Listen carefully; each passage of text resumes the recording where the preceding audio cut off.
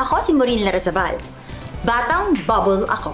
Ako si Aramina, batang bubble ako.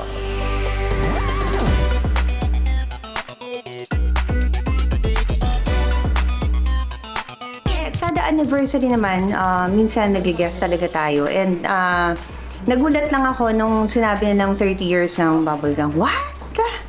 Talaga? 30 years na? Actually, ang bubble talaga ang nag-shape ng buong pagiging artista ko. Because from the very beginning na nag-start ako sa showbiz, after a while, bubble na agad ako. Tapos ang tagal ko nang stay. And majority of the things that I know, pagdating sa comic timing, sa pag-arte, hinubog talaga ng bubble. So yan ang hindi ko makakalimutan. Sa Bubblegum, para kaming isang pamilya dyan. Sabay-sabay kami nagdi-dinner, sabay-sabay kami nagla-lunch. And before kasi, hindi pa dito ang taping namin. Sa Filmex pa. So, isang malaking dressing room, sama-sama kaming lahat. Kaya, masasabi kong isang pamilya kami.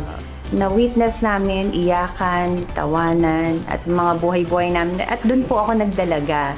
Yun. So, doon po ako lumaki sa Bubblegum. At natuto ko ng mag-comedy in a way. Nahasa ako sa Bubblegum. Happy 30th anniversary, Bubblegum! Sana 30 more to come. Happy 30 years anniversary sa Bubblegum family ko.